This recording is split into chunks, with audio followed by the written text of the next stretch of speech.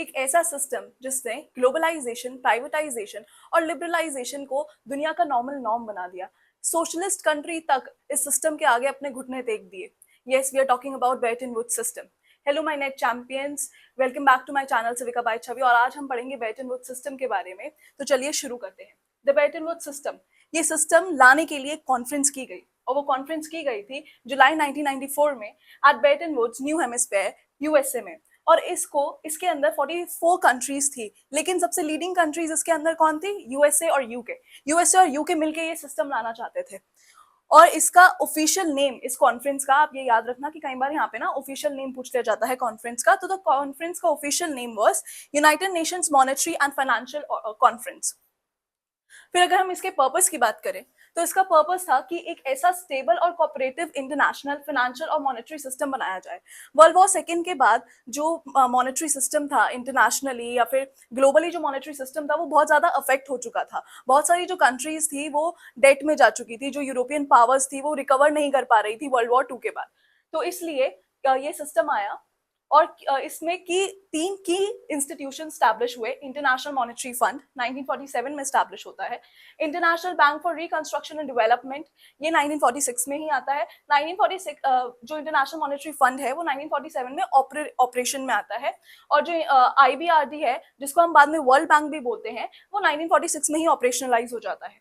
फिर general agreement on tariffs and trade, GATT, जिसको हम बाद में डब्ल्यूटीओ भी बोलते हैं, वो 1948 में आता है। ये इस कॉन्फ्रेंस के अंदर नहीं आया था, इसके लिए एक अलग से ट्रेड की कॉन्फ्रेंस हुई थी, वो उसमें आया था, लेकिन हम इसको पार्ट इसी में मानते हैं। बंद करो। हम ये जो तीनों इंस्टीट्यूशंस हैं इनके बारे में डिटेल में पढ़ेंगे, लेकिन उससे पहले हमको ये जानना जरूरी है कि बेटन वुड्स सिस्टम आखिर लाया क्यों गया था, उसके पीछे के रीजंस क्या थे। तो जो सबसे पहला रीजन था उसके पीछे आने का, वो था पोस्ट वॉर डेवलपमेंट या फिर post war maintenance for US. US जो था इस टाइम पे, पोस्ट वॉर के बाद, वर्ल्ड वॉर सेकेंड के बाद, यूएस ही सबसे पावरफुल कंट्री निकल के आया था, यूएस और रशिया। लेकिन जो यूएसए था उसके पास बहुत सारे प्रोडक्ट्स थे, मतलब वो बहुत ज्यादा गुड्स वगैरह डेवलप कर रहा था।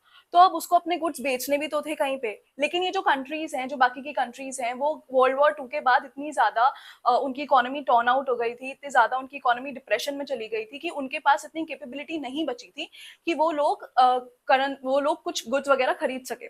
तो इसलिए ये सिस्टम एक लेकर आया गया कि जो हमारा फाइनेंशियल सिस्टम है पूरे वर्ल्ड का, उसको एक रूल्स एंड रेगुलेशन के अंदर बांधा जाए, और जिससे कि जो हमारी इन्फ्लेशन की या फिर जो हमारी डिप्रेशन की जो भी सिचुएशंस हैं वो अराइज ना हो। देखो, ये इन्फ्लेशन और डिप्रेशन की सिचुएशंस मैंने आपको पिछली बार भी बताया था कि ये इन्फ्लेशन और डिप्रेशन इसलिए भी आया था क्योंकि सब लोग प्रोटेक्शनिज्म यूज करने लगे थे। प्रोटेक्शनिज्म का मतलब ये था कि हर कोई अपने सामान बेचने के लिए या फिर अपनी कंट्रीज की जो कंपनीज हैं उनको ज्यादा प्रमोट करने के लिए जो भी और सामान आ रहा था दूसरी कंट्रीज पे, उन पे बहुत ज्यादा टैक्स लगा देती थी, उन पे बहुत ज्यादा टैरिफ लगा देती थी। तो फिर सारी कंट्रीज ने मिलकर ये डिसाइड करा कि नहीं, हमें सबको इक्वल ट्रेड करने का मौका देना है, और हमें एक equal system, financial system establish करना है जहां पे सब लोग आपस में एक दूसरे के साथ मिलकर खुल के ट्रेड कर पाए और कोई भी प्रोटेक्शनिज्म की पॉलिसी को यूज नहीं करेगा। ठीक है, इसके अलावा इस सिस्टम के और साथ ही में जो हमारा कम्युनिज्म बहुत ज्यादा फैल रहा था, तो यूएस को लगा कि हम कम्युनिज्म एक बहुत ही अच्छे तरीके से रोक सकते हैं, वो है इकोनॉमिक तरीका, कि हम इकोनॉमी के थ्रू जो कम्युनिज्म है उसको हम रोक सकते हैं। हम इन लोगों की इकोनॉमी को डेवलप कर देते हैं, जब इन लोगों के पास पैसा होगा तो यहाँ पे डेमोक्रेसी अपने आप आ जाएगी, कम्युनिज्म फैलना बंद हो जाएगा। जब लोगों के पास एम्प्लॉयमेंट वगैरह होगी, लोग अपने काम से लग जाएंगे और कम्युनिज्म फैलना बंद हो जाएगा। ठीक है, साथ ही में अगर हम इसके फीचर्स देखें तो इसका एक सबसे मेन फीचर्स है जो ये सिस्टम लेकर आया, वो सिस्टम लेकर आता है क्या? ये फिक्स्ड एक्सचेंज रेट सिस्टम को लेकर आता है ये। मतलब अब जो पहले क्या होता था कि गोल्ड के बेसिस पे जो है ट्रेड होता था। ठीक है, तो हर कंट्री जो है वो अपना जो भी उनकी करेंसी वगैरह है उसको चेंज करती रहती थी। किसी ने एक दिन बाद कर दी, किसी ने 2 दिन बाद कर दी, तो बहुत ही ऐसा अनपैरेलल सा सिस्टम था। लेकिन फिर इसको फिक्स करने के लिए क्या लाया गया? ये बोला गया कि उस टाइम पे जो सबसे स्ट्रॉन्ग करेंसी थी और सबसे ज्यादा गोल्ड रिजर्व जिसके पास थे वो यूएस थी। तो ये बोला गया कि जो यूएस डॉलर है उसके साथ हर करेंसी का जो रेट है वो फिक्स कर दिया जाएगा, उसके साथ हर करेंसी को लिंक कर दिया जाएगा। अब यहाँ पे एक पूरी लिस्ट बनाई गई और हर जो कंट्री है उसने अपनी करेंसी को लिंक कर दिया। किसके साथ? यूएस डॉलर के साथ लिंक कर दिया। जैसे कि मान लीजिए यूके ने यूएस डॉलर के साथ 2.80 पे लिंक करा, इंडिया ने 4.80 रुपीज पे लिंक करा। तो ये, अब देखो यहाँ पे अलग अलग तरह से लिंक किया जा रहा है, यूके कम पे कर रहा है और जो इंडिया है वो ज्यादा पे कर रहा है, तो मतलब ये इंडिया अपनी जो करेंसी की वैल्यू है उसको कम कर रहा है और यूके अपनी करेंसी की वैल्यू को ज्यादा कर रहा है। अब ये वाला डिस्टिंक्शन यहाँ पे डिफ्रेंसिएशन क्यों हो रहा था, ये क्यों नहीं हुआ कि हर जो कंट्री है उसका हम यूएस डॉलर के साथ एक ही रेट फिक्स कर दे, ऐसा नहीं हो सकता था क्योंकि कुछ जो कंट्रीज थी वो डेवलप थी और जो कुछ कंट्रीज थी वो डेवलपिंग कंट्रीज थी। अब जो डेवलपिंग कंट्रीज हैं वो कम गुड्स बेचती हैं और जो डेवलप्ड कंट्रीज हैं वो बहुत ज्यादा गुड्स एंड प्रोडक्ट्स बेचती हैं। तो जो डेवलपिंग कंट्रीज हैं अगर उन्हें अपने गुड्स मार्केट में बेचने थे, फॉरेन मार्केट में बेचने थे, तो उनको अपनी करेंसी की वैल्यू डाउन करनी थी। करेंसी की वैल्यू डाउन करते ही जो गुड्स हैं इंडिया के वो चीप हो जाएंगे। ठीक है, आप जैसे देखते होंगे कि जो फॉरेनर्स हैं वो इंडिया में आते हैं तो उनको कंपैरेटिवली बहुत सस्ता पड़ता है, ठीक है, इंडिया में आना या किसी भी एशियन कंट्री में आना, क्योंकि यहाँ पे जो गुड्स है ना, यहाँ पे जो करेंसी है वो कम है उनकी जो करेंसी है उसके मुताबिक। तो इसलिए यहाँ पे ये जो डेवलपिंग कंट्रीज थी वो अपनी करेंसीज को कम रखती थी और जो डेवलप्ड कंट्रीज थी वो अपनी करेंसीज को ज्यादा रखती थी यूएस डॉलर के उसमें। और साथ ही में ये जो डॉलर है अब आप उसको कन्वर्ट कर सकते थे इनटू गोल्ड एट $35 पर आउंस। ये आपको याद रखना है कि आप उसको डॉलर में गोल्ड को डॉलर में या फिर डॉलर को गोल्ड में कन्वर्ट कर सकते हो $35 पर आउंस में। ये एक बार क्वेश्चन आया था, ठीक है, और डॉलर जो है वो एंकर करेंसी बन जाती है। अब ये देखो, हम इन इंस्टीट्यूशंस के बारे में धीरे धीरे करके पढ़ेंगे, ठीक है, लेकिन हम सबसे पहले जान लेते हैं कि जो आईएमएफ, वर्ल्ड बैंक, गैट, इनके शॉर्ट में क्या रोल थे उनको समझ लेते हैं, फिर हम इनको डिटेल में समझेंगे।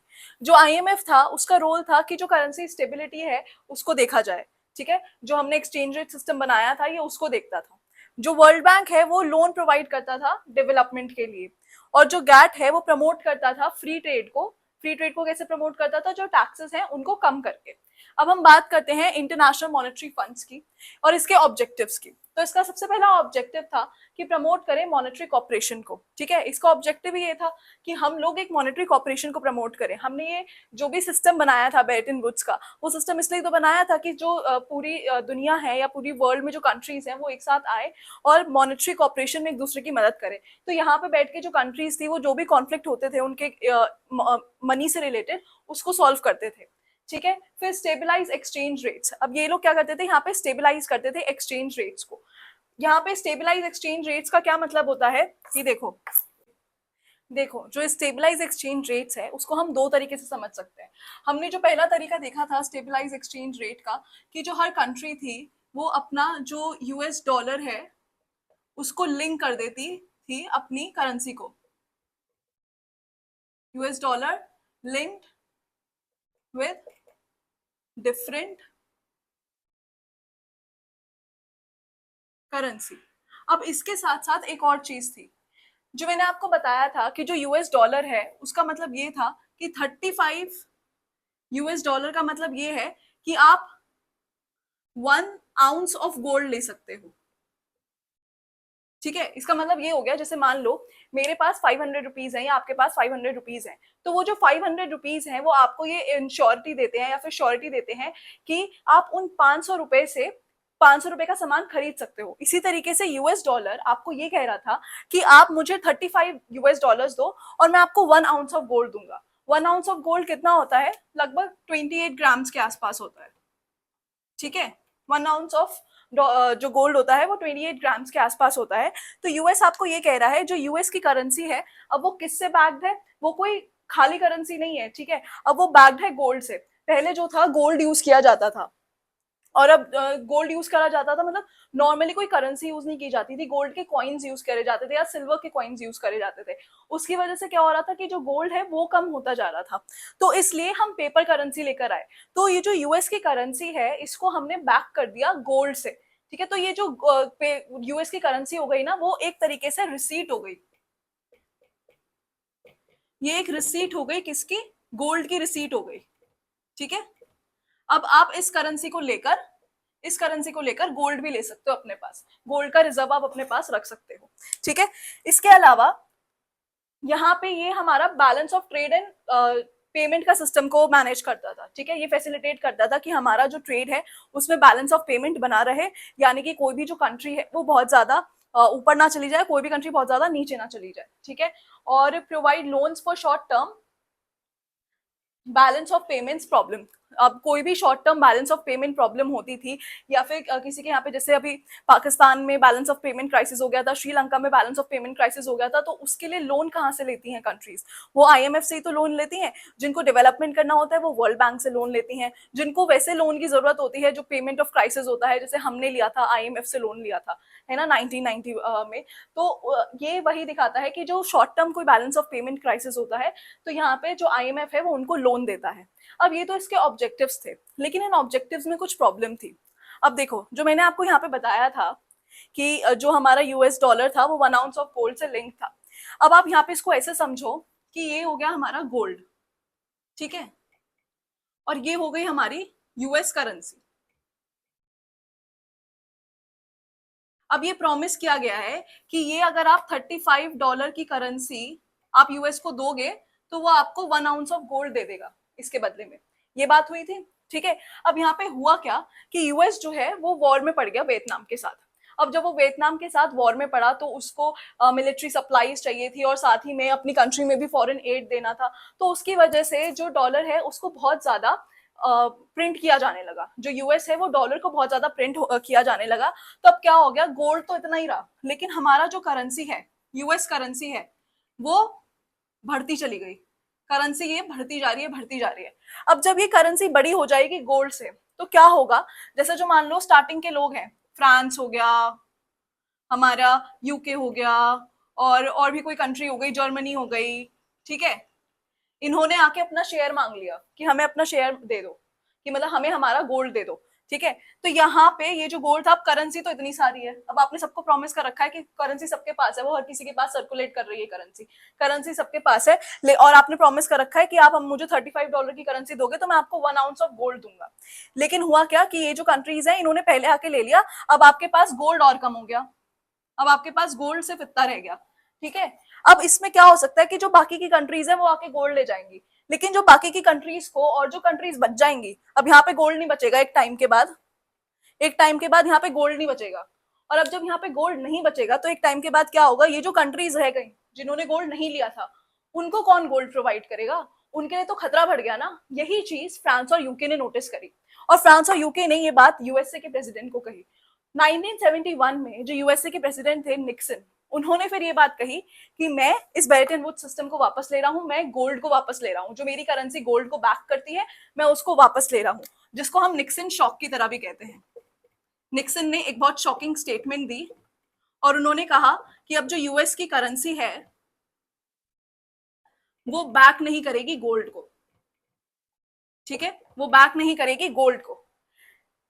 लेकिन इसमें आईएमएफ का क्या रोल है? हम यहाँ पे इसको समझ क्यों रहे हैं? क्योंकि आईएमएफ का रोल ही ये था कि वो इन सारी चीजों को स्टेबलाइज करके रखे, वो फिक्स्ड रेट एक्सचेंज सिस्टम बनाए। अब यहाँ पे फिक्स्ड रेट एक्सचेंज सिस्टम ही खत्म हो गया, Belton would system he collapse हो गया, तो आईएमएफ का रोल भी तो बदलेगा। इसी तरीके से यहाँ पे आईएमएफ का रोल बदला। अब आईएमएफ का रोल क्या हो गया, अब यहाँ पे ना फ्लेक्सिबल एक्सचेंज रेट सिस्टम आ गया। फ्लेक्सिबल एक्सचेंज रेट सिस्टम क्या होता है, देखो,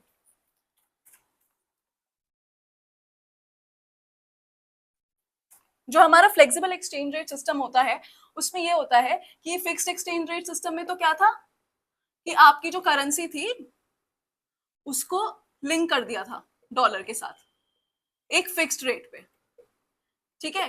अब फ्लेक्सिबल में क्या होगा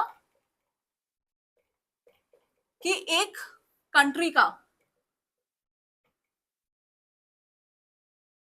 एक कंट्री का जितना एक्सपोर्ट बढ़ेगा,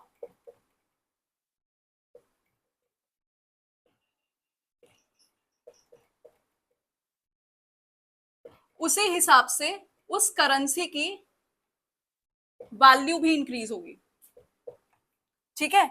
एक करेंसी, एक कंट्री का जितना एक्सपोर्ट बढ़ेगा, यानी कि कंट्री जो है जितनी ज्यादा डेवलप होगी, उसकी करेंसी की उतनी वैल्यू इंक्रीज हो जाएगी। अब किसी को भी लिंक नहीं किया गया है डॉलर के साथ, ठीक है, तो यहाँ पे डॉलर के साथ लिंक जो था उसको छोड़ दिया गया, और अब ये जो करेंसी है उसकी वैल्यू उसके हिसाब से इंक्रीज होगी कि ये कंट्री कितना डेवलप कर रही है, ठीक है। अब ये जो हमारा सिस्टम है, इसमें क्या हुआ, अब यहाँ पे आईएमएफ का रोल बदल गया, क्योंकि मेन आईएमएफ जो है वो स्टैब्लिश इसलिए किया गया था कि भाई मैं आपको जो फिक्स रेट सिस्टम है उसके ऊपर मॉनिटरिंग वगैरह करूंगा, या आपको बताऊंगा कि फिक्स रेट आपको कौन कौन सी कंट्रीज को कितना कितना फिक्स रेट रखना है। अब यहाँ पे आईएमएफ का रोल जो है वो एडवाइजरी हो गया, वहां पे कंपलसरी था पहले, अब यहाँ पे एडवाइजरी हो गया। अब वो एडवाइस करता था कि आप अपनी करेंसी की वैल्यू इतनी कर लो या इतनी कर लो इसको मेंटेन करने के लिए, जिससे आप इन्फ्लेशन में ना जाओ। अब ये मॉनिटर करता है, ये देखता है कि जो कंट्रीज हैं वो सही से ट्रेड कर रही हैं या नहीं कर रही, वो मार्केट के रूल्स एंड रेगुलेशंस के हिसाब से चल रही हैं या नहीं चल रही। तो ये था कि पहले जो आईएमएफ का रोल था उसको चेंज करके अब ये आईएमएफ जो है वो फ्लेक्सिबल रेट सिस्टम जो है उसको प्रमोट करता है, और उसको देखता है कि वो जो कंट्रीज हैं वो हर एक कंट्री सही से फॉलो कर रही है या नहीं कर रही है। और साथ ही में अब ये लोन प्रोवाइड करता है, कोई एनवायरमेंटल क्राइसिस भी आ जाता है, कोई क्लाइमेट चेंज वगैरह भी हो जाता है। अब हम बात करेंगे कुछ क्रिटिसिज्म्स की आईएमएफ की। देखो अभी जो हमने पढ़ा फिक्स्ड एक्सचेंज रेट सिस्टम का, वो भी एक क्रिटिसिज्म ही था आईएमएफ का। तो सबसे पहला जो वो था फिक्स्ड एक्सचेंज रेट सिस्टम, वो क्रिटिसिज्म था। उसकी जगह पे क्या लेकर आया गया, एक फ्लेक्सिबल एक्सचेंज रेट सिस्टम लाया गया, और जो आईएमएफ का नया फंक्शन था वो बदल गया, फिक्स्ड रेट एक्सचेंज सिस्टम से अब हो गया प्रमोट एक्सचेंज रेट स्टेबिलिटी। ठीक है, तो ये आपको ध्यान रखना है अपने क्वेश्चन में। कई बार ऐसे आ चुका है कि वो फिक्स्ड एक्सचेंज रेट सिस्टम बोल देते हैं कि आईएमएफ का काम है फिक्स्ड एक्सचेंज रेट सिस्टम को प्रमोट करना। नहीं, आईएमएफ का काम अब है प्रमोट करना एक्सचेंज रेट स्टेबिलिटी को। ठीक है, कि स्टेबिलिटी बनी रहे, जो करेंसीज एक्सचेंज हो रही हैं उनके ऊपर उनको एडवाइस करना कंट्रीज को, ये उसका काम रह गया है। अब फिक्स्ड एक्सचेंज रेट सिस्टम वाला कोई काम नहीं है आईएमएफ का। फिर नेक्स्ट आता है कोटा सिस्टम। क्रिटिसिज्म में कोटा सिस्टम, देखो आईएमएफ में क्या होता है ना कि जो आईएमएफ है वो डिपेंड करता है या फिर जो आईएमएफ का जो लोन वगैरह एक कंट्री को वो प्रोवाइड करता है, वो डिपेंड करता है कि एक जो कंट्री है उसकी इकोनॉमी का साइज कितना बड़ा है, साथ ही में उसकी ट्रेड वॉल्यूम कितनी बड़ी है, मतलब वो कितना ज्यादा ट्रेड करता है या एक्सपोर्ट इम्पोर्ट करता है, फिर उसकी नेशनल इनकम कितनी है। और इन तीन बेसिस के उस पे ये डिसाइड किया जाता है कि एक कंट्री जो है वो कितना पैसा प्रोवाइड करेगी आईएमएफ के अंदर। ठीक है, और एक कंट्री जो है वो कितना बोरो कर सकती है, और एक जो कंट्री है उसके पास कितनी वोटिंग पावर होगी। ये होता है कोटा सिस्टम। यहाँ पे ये इसको सबसे ज्यादा क्रिटिसाइज करा जाता है, क्योंकि इसमें क्या होता है कि जो कंट्रीज ऑलरेडी डेवलप्ड हैं, जो डेवलप्ड कंट्रीज हैं, उनका डोमिनेशन बढ़ जाता है। ये इस वाले पॉइंट को लीड करता है कि डोमिनेंस ऑफ डेवलप्ड कंट्रीज, जिस कंट्री के पास ज्यादा पैसा होगा उसके पास वोटिंग पावर्स भी ज्यादा होंगी, तो इसकी वजह से क्या होगा, उस कंट्री को ज्यादा बेनिफिट मिलेगा आईएमएफ से, है ना। और फिर जो दूसरा इसका क्रिटिसिज्म आता है वो आता है स्ट्रक्चरल एडजस्टमेंट प्रोग्राम। अब देखो हमें पता ही है कि जब भी आईएमएफ लोन देता है तो वो आपसे स्ट्रक्चरल एडजस्टमेंट प्रोग्राम्स की डिमांड करता है, और ये स्ट्रक्चरल एडजस्टमेंट प्रोग्राम्स और कुछ भी नहीं है, लेकिन ये हैं एलपीजी रिफॉर्म्स। ठीक है, आप ये आपसे कहता है कि आप अपनी कंट्री के अंदर लिबरलाइजेशन, प्राइवेटाइजेशन और ग्लोबलाइजेशन लेकर आइए, जैसे कि इंडिया से कहा गया था कि वो अपने स्ट्रक्चर्स में चेंज करे। जो भी कंट्री आईएमएफ से लोन लेती है उसको यही बोला जाता है कि आप अपने स्ट्रक्चर में चेंज करें, बिना ये देखे कि उस कंट्री की रिक्वायरमेंट एक्चुअली में है क्या। वो बस यूएसए की पॉलिसी को प्रमोट कर रहा है, लिबरलाइजेशन, प्राइवेटाइजेशन, ग्लोबलाइजेशन, ये यूएस की पॉलिसी है, वो इसको प्रमोट कर रहा है, इससे यूएस को फायदा हो रहा है। आईएमएफ यहाँ पे ये नहीं देखता कि जो दूसरी कंट्रीज हैं, जो एशियन कंट्रीज हैं, उनके लिए वेलफेयर पॉलिसीज कितनी इंपॉर्टेंट है। ये जो कंट्रीज जो नई नई डेवलप हुई थी उस टाइम पर, उनके लिए वेलफेयर पॉलिसीज कितनी इंपॉर्टेंट थी, ये आईएमएफ ने रियलाइज ही नहीं करा, और वो उनको बोलता था कि आप अपनी सब्सिडीज कम कर दो। अपने स्ट्रक्चरल एडजस्टमेंट प्रोग्राम में वो सबसे पहले यही कहता है, गवर्नमेंट से अपना वो जो भी प्रोवाइड कर रही होती है सब्सिडीज या वेलफेयर, उनको कम करने के लिए कहता है। ठीक है, और वो सबके लिए एक ही चीज यूज कर रहा है, जबकि उन कंट्रीज को, जो डेवलपिंग कंट्रीज थी, उनको सबसे ज्यादा जरूरत ही इसी चीज की थी कि जो आईएमएफ है वो या फिर जो गवर्नमेंट है वो उनको ज्यादा पैसा प्रोवाइड करे, ताकि उनकी कंट्री में डेवलपमेंट आ सके, या फिर वो जो वहां पे लोग भूखमरी से मर रहे थे, पॉवर्टी से मर रहे थे, वो वहां से बाहर उनको निकाला जा सके। ठीक है, तो यहीं से इसका फिफ्थ क्रिटिसिज्म भी जुड़ा है कि सेम पॉलिसी फॉर ऑल। ये जो डेवलप्ड कंट्रीज के लिए यूज कर रहा था पॉलिसी, वही ये पॉलिसी डेवलपिंग कंट्रीज के लिए यूज कर रहा है, सिर्फ और सिर्फ यूएसए का जो पॉलिसी है उसको प्रमोट करने के लिए। ठीक है, अब ये जो सारे क्रिटिसिज्म्स हुए, ठीक है, और जब ये बेल्टन वुड्स सिस्टम हट गया और 2008 में एक बहुत बड़ा फाइनेंशियल क्राइसिस हमें देखने को मिला, और जब ये पता चला कि फाइनेंशियल क्राइसिस आईएमएफ संभाल नहीं पाया, तो तब ये समझ आया कि हमें आईएमएफ में रिफॉर्म्स की जरूरत है। और वो जो रिफॉर्म्स आए तो उसमें क्या क्या रिफॉर्म्स आए, अब आईएमएफ का क्या फंक्शंस हो गए। नए फंक्शंस आईएमएफ के ये थे कि अब जो सर्विलियंस है, अब आईएमएफ सिर्फ सर्विलियंस करेगा। ठीक है, ये जो हमारा एक्सचेंज रेट स्टेबिलिटी को प्रमोट कर रहा है उसमें वो सिर्फ सर्विलियंस का काम करेगा। वो कंट्रीज को बताएगा कि आप अपना एक्सचेंज रेट इतना रखिए, इससे ज्यादा रखेंगे तो आपको ही लॉस हो सकता है या फिर वर्ल्ड पे इफेक्ट पड़ सकता है। ठीक है, दूसरा फाइनेंशियल असिस्टेंस, ये फाइनेंशियल असिस्टेंस देगा, मदद करेगा, मतलब लोन्स एंड ऑल प्रोवाइड करेगा। टेक्निकल असिस्टेंस, ये जो भी एक कंट्री है कोई भी डेवलपिंग कंट्रीज है, कोई भी कंट्रीज है, उनको बताएगा कि आप एक स्टेबल बैंकिंग सिस्टम कैसे बना सकते हैं। ये इसका नया फंक्शन है, टेक्निकल असिस्टेंस। जो उसके पहले पुराने 5 ऑब्जेक्टिव्स थे या 5 फंक्शंस थे, उनके साथ साथ साथ मतलब वो पहले वाला छोड़ के, फिक्स्ड एक्सचेंज रेट सिस्टम वाला छोड़ के, उसके अलावा जो 4 इसके और ऑब्जेक्टिव्स या फंक्शंस थे वो तो थे ही थे, इसके अलावा इसमें नए कुछ फंक्शंस ऐड हो गए और उसमें टेक्निकल असिस्टेंस भी है। टेक्निकल असिस्टेंस क्या कहता है कि आपको स्टेबल बैंकिंग सिस्टम रखना है, कि मतलब वो आपको बताएगा किसी भी कंट्री को कि आप अपना बैंकिंग का सिस्टम कैसे स्टेबल कर सकते हो और आप अपनी जो टैक्स है उसको कैसे प्रॉपर्ली कलेक्ट कर सकते हो, लोगों से टैक्स कैसे ले सकते हो आप, और बजट को आप अपना कैसे मैनेज कर सकते हो कि आप इतना बजट रखो कि आप बहुत ज्यादा किसी के साथ ट्रेड डेफिसिट में ना चले जाओ, या आपकी कंट्री ओवरली डेफिसिट में ना चली जाए, ओवरली डेट में ना चली जाए। फिर ये प्रमोट हमने देख लिया कि प्रमोट करता है एक्सचेंज रेट स्टेबिलिटी को, और ये यहाँ पे अब इसका एक नया रोल आया कि इसका रोल आया कि हम इनइक्वालिटी को रिड्यूस करेंगे, जो इंडिविजुअल्स हैं उनके बीच में नहीं, लेकिन जो कंट्रीज के बीच में जो इनइक्वालिटी है हम उसको रिड्यूस करेंगे। ठीक है, साथ ही में क्लाइमेट चेंज रिस्क, जो भी क्लाइमेट चेंज से जो भी रिस्क होते हैं, उनसे जो भी डैमेजेस होते हैं उसको भी रिकवर करने के लिए जो आईएमएफ है वो मदद करता है। ठीक है, स्टार्ट। अब हम पढ़ेंगे वर्ल्ड बैंक के बारे में। देखो, जो वर्ल्ड बैंक और आईएमएफ है, दोनों ही ब्रेटन वुड्स सिस्टम से निकल कर आए, दोनों के ही हेडक्वार्टर्स वॉशिंगटन डीसी में है। लेकिन जो वर्ल्ड बैंक है उसका स्लाइटली ब्रॉडर रोल है, क्योंकि हमने जैसे पीछे पढ़ा था कि जो वर्ल्ड बैंक है वो डेवलपमेंट के लिए लोन्स देता है। जो आईएमएफ था वो तो सिर्फ जो मनी का फ्लो है उसको स्टेबलाइज करने की कोशिश करता है, या फिर जो short term balance of payment crisis होता है उसके लिए लोन प्रोवाइड करता है। लेकिन जो वर्ल्ड बैंक है उसको एक ब्रॉडर रोल है, क्योंकि वो प्रोवाइड करता है डेवलपमेंट के लिए लोन्स, और वो भी लो इंटरेस्ट पे लोन्स प्रोवाइड करता है। तो वर्ल्ड बैंक के फंक्शंस क्या क्या हो गए हमारे, वो प्रोवाइड करता है long term low interest loans for reconstruction and development, दोबारा से किसी भी इकोनॉमी को रिकंस्ट्रक्ट करने के लिए और उसको डेवलप करने के लिए लॉन्ग टर्म और लो इंटरेस्ट लोन्स प्रोवाइड करता है।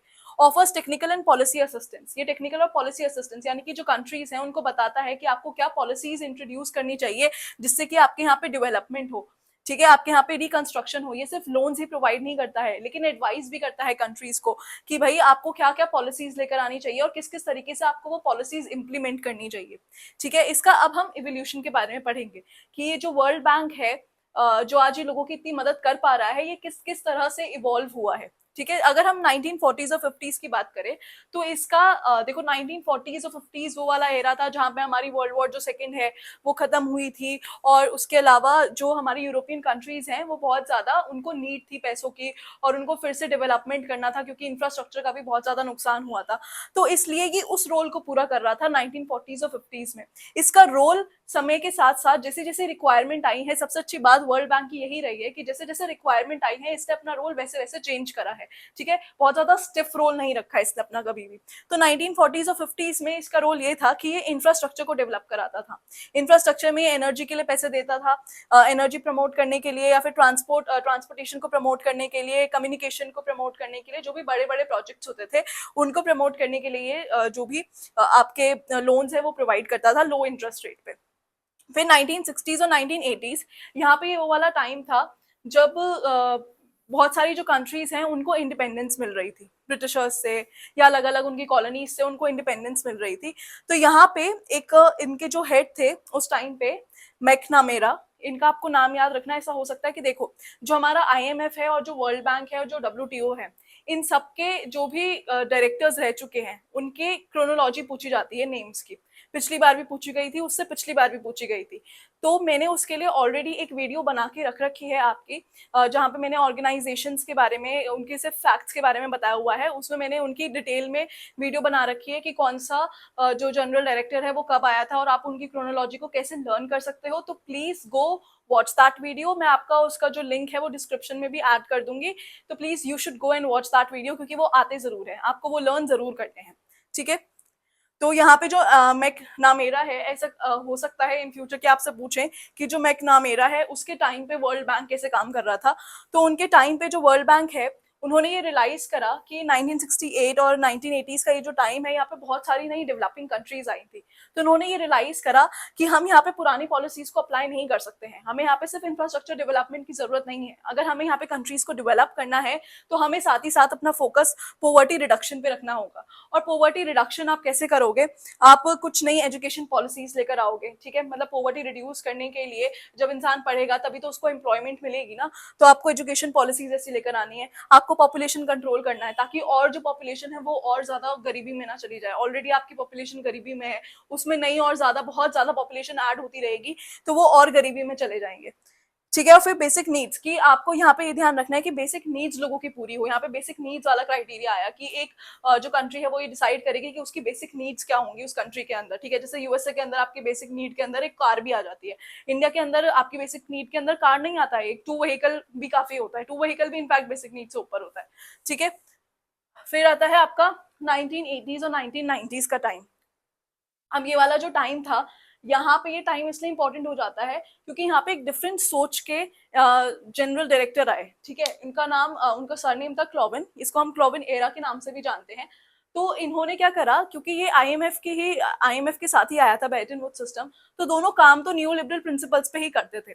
लेकिन यहाँ पे इस वाले स्टेज में नामेरा की वाली स्टेज पे उन्होंने ये रियलाइज किया कि जो कंट्रीज हैं जो अभी नई नई डेवलप हुई हैं उनको ज्यादा एम्पैथी की जरूरत है और एम्पैथेटिक होकर उनके लिए हमें पॉवर्टी रिडक्शन की जरूरत है। लेकिन फिर यहाँ पे क्लोबिन आते हैं, वो कहते हैं कि नहीं, ये कंट्रीज इंडिपेंडेंट हुई हैं लेकिन इनको हमें एम्पैथी से नहीं देखना है, हमें इनके लिए भी वही प्रमोट करना है जो वेस्टर्न कंट्रीज के लिए हमने करा था। तो ये यहाँ पे वही स्ट्रक्चरल एडजस्टमेंट प्रोग्राम्स लेकर आते हैं और साथ में ये कहते हैं कि हमको जो कंट्रीज की ग्रोथ करनी है ना वो ट्रेड को एक्सपैंड करके करनी है। अब देखो ये जो ट्रेड को एक्सपैंड करके जो ग्रोथ करनी है, ये इसकी वजह से क्या हुआ कि जो हमारी डेवलप्ड कंट्रीज हैं उनके पास तो ऑलरेडी वो वाले गुड्स हैं जो वो गुड्स खरीदती हैं, रॉ मटेरियल्स खरीदती हैं, वो डेवलपिंग कंट्रीज से, डेवलपिंग कंट्रीज रॉ मटेरियल बेचती हैं और रॉ मटेरियल और चीप लेबर को बेचती हैं जो उनको बहुत सस्ते में वो बेच देती हैं, ठीक है। और वही चीज को वो रिफाइन करके, प्रोडक्ट्स को रिफाइन करके डेवलप्ड कंट्रीज अपनी, उनके पास मैन्युफैक्चरिंग पावर है तो वो डेवलपिंग कंट्रीज को भेज देती हैं, है ना, बहुत ज्यादा हाई प्राइस में। तो उसकी वजह से क्या हुआ, ये जो उन्होंने बोला ना कि आप एक्सपोर्ट लेड ग्रोथ करो, आप बहुत ज्यादा एक्सपोर्ट करो, एक दूसरे के साथ बहुत ज्यादा ट्रेड करो, उसकी वजह से आपका डेवलपमेंट होगा, तो उससे कुछ नहीं हुआ। उससे जो रिच थे वो और भी ज्यादा रिच हो गए क्योंकि इन कंट्रीज के पास इतनी कैपेसिटी ही नहीं है कि अपने आप को डेवलप कर ले खुद, ठीक है। क्योंकि अभी तक तो ये रॉ मटेरियल्स वगैरह ही बेच रहे हैं ना, अगर आप इनके इंफ्रास्ट्रक्चर को डेवलप नहीं कर पाओगे तो ये जो डेवलप्ड कंट्रीज हैं उनके मुताबिक कैसे आ पाएंगी, है ना। तो इसकी वजह से जो रिच है वो रिच होते गए और जो पुअर कंट्रीज हैं वो और भी ज्यादा पुअर होती गई, ठीक है। यही इसके क्रिटिसिज्म्स थे कि जो स्ट्रक्चरल रिफॉर्म्स इन्होंने किए उसकी वजह से डिपेंडेंसी और पॉवर्टी और भी ज्यादा बढ़ गई इन कंट्रीज में। और यहाँ पे ये प्रमोट कर रहे थे जो लो वैल्यू गुड्स हैं कि आप जो लो वैल्यू गुड्स हैं उनको उनको एक्सपोर्ट करो और जो हाई वैल्यू गुड्स हैं उनके ज्यादा फेवर में थे। ये जो क्लॉजिन वाला एरा था उस टाइम पे वर्ल्ड बैंक इनकी फेवर में ज्यादा हो गया था, ठीक है। फिर यहाँ पे इस चीज को रियलाइज किया गया, इसका बहुत ज्यादा क्रिटिसिज्म हुआ, ठीक है। ये 1980s 1990s का भी वही टाइम था जहाँ पे आईएमएफ में भी रिफॉर्म्स आए, जब जो निक्सन है उन्होंने मना कर दिया था कि मैं अब हमारी जो करेंसी है वो गोल्ड से बैक नहीं होगी, तो यहाँ पे आईएमएफ में भी रिफॉर्म्स आए। इसी तरीके से यहाँ पे वर्ल्ड बैंक में भी रिफॉर्म्स आए। 1990 से क्या हुआ, यहाँ पे बहुत ज्यादा ध्यान दिया जाने लगा सस्टेनेबल डेवलपमेंट पे कि सबका सस्टेनेबल डेवलपमेंट हो, गुड गवर्नेंस की बात की जाने लगी और एंटी करप्शन की बात की जाने लगी। फिर 2002 से अब ये और भी ज्यादा कंट्री स्पेसिफिक हो गए। अब ये ऐसे लोन नहीं देते जैसे कि आईएमएफ तो सब पे सेम स्ट्रक्चरल एडजस्टमेंट पॉलिसीज लगा रहा था, लेकिन अब इन लोगों ने दूसरा काम करना शुरू करा। अब इन्होंने ये देखा कि एक कंट्री को किस चीज की नीड है, अब ये उसके हिसाब से लोन देते थे, उस हिसाब से कंट्री को एडवाइस करते थे। ये वहां पे अपने टेक्निकल एक्सपर्ट्स को भेजते थे, वहां पे वो देखते थे कि किस चीज की जरूरत है उन्हें, किस चीज की नहीं है, उसके बाद वो ये एडवाइस करते थे कि हमें आपको किस टाइप का लोन देना चाहिए। तो यहाँ पे 2002 से ये वाली बात शुरू हुई। फिर 2010 में यहाँ पे इन्होंने जो हमारा 2007 और 9 का जो ग्लोबल फाइनेंशियल क्राइसिस आया था उसको ध्यान में रखते हुए इन्होंने जो अपनी कैपिटल है, क्योंकि अब बहुत सारी कंट्रीज को लोन की जरूरत थी, तो इन्होंने अपनी कैपिटल को इंक्रीज कर दिया, $86 बिलियन कर दिया इंक्रीज करके। और साथ ही में जो हमारी डेवलपिंग कंट्रीज हैं उनका जो वोट का रेशियो है उसको 47% बढ़ा दिया और इनका एम ये है आगे कि हम इसको 50% बढ़ा दें। तो ये था आईएमएफ और वर्ल्ड बैंक। देखो मैं आपको जो गैट है वो नेक्स्ट वीडियो में बताऊंगी, वरना ये वीडियो बहुत ज्यादा लंबी हो जाएगी। तो ये था आईएमएफ और वर्ल्ड बैंक। इसमें हमें याद रखना है आईएमएफ में स्पेसिफिकली कि जो आईएमएफ है वो पहले फिक्स्ड एक्सचेंज रेट सिस्टम को प्रमोट करता था। मैं आपको ये बार बार इसलिए कह रही हूँ क्योंकि यहाँ पे बच्चे बहुत कंफ्यूज होते हैं और हमेशा गलती करके आते हैं। तो आईएमएफ पहले फिक्स्ड एक्सचेंज रेट सिस्टम को प्रमोट करता था। अगर आपके पास क्वेश्चन आए कि आईएमएफ पहले क्या करता था, उसके रिफॉर्म्स आने से पहले क्या करता था, तो वो पहले fixed exchange rate system promote करता था, तब वो सही सही होगा। लेकिन अगर आपसे अब पूछा जाए कि अब क्या करता है, तो अब वो एक्सचेंज रेट स्टेबिलिटी को प्रमोट करता है। ठीक है, कि जो एक्सचेंज रेट्स हैं वो स्टेबल रहे, उनको प्रमोट करता है। और बाकी वो शॉर्ट टर्म लोन्स वगैरह तो देता ही है। ठीक है, और वर्ल्ड बैंक का काम ये है कि वो लोन प्रोवाइड करता है डेवलपमेंट के लिए। अब वो सस्टेनेबल डेवलपमेंट के लिए भी प्रोवाइड करता है, और साथ ही में अब वो कंट्री स्पेसिफिक लोन्स देता है। ठीक है, कंट्री की लोकेलिटी को समझ के उसके बाद वो लोन्स देता है। तो ये थी आज की वीडियो बेल्टन वुड्स सिस्टम के ऊपर। मैं आपके लिए जो गैट है उसके ऊपर भी पूरी वीडियो लाऊंगी, गैट यानी कि जो WTO है उसके ऊपर भी पूरी वीडियो लाऊंगी। अगर आप लोगों को ये वीडियो पसंद आई हो तो please like, share and subscribe and comment आपको और किस किस चीज पे वीडियो चाहिए। Bye bye. अब देखो इसके अलावा हम स्ट्रक्चर देख लेते हैं आईएमएफ का। आईएमएफ का स्ट्रक्चर क्या है, देखो इसमें एक होता है मैनेजिंग डायरेक्टर, यानी कि एक हेड होता है।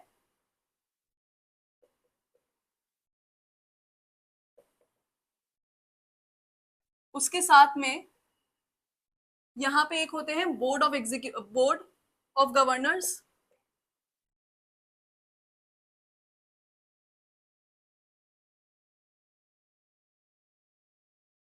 इसमें क्या होता है कि जो हर एक कंट्री मेंबर है, जो भी आईएमएफ में कंट्री मेंबर है, उनके कंट्री के हर एक गवर्नर यहाँ पे बोर्ड ऑफ गवर्नर में बैठता है।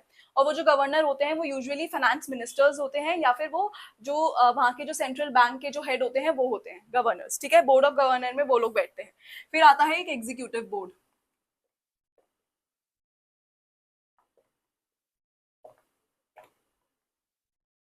यहाँ पे 24 मेंबर्स होते हैं। और ये जो 24 मेंबर्स होते हैं, ये जो भी डेली की प्लानिंग करनी होती है या डेली के डिसीजंस लेने होते हैं कि किसको लोन देना है, किसको लोन नहीं देना है, ये जो एग्जीक्यूटिव बोर्ड होता है ये यहाँ पे ये प्रमोट करता है, मतलब इन सारी चीजों को देखता है। ठीक है, बोर्ड ऑफ गवर्नर्स आपको ध्यान रखना है कि जो बोर्ड ऑफ गवर्नर्स होते हैं, ईच कंट्रीज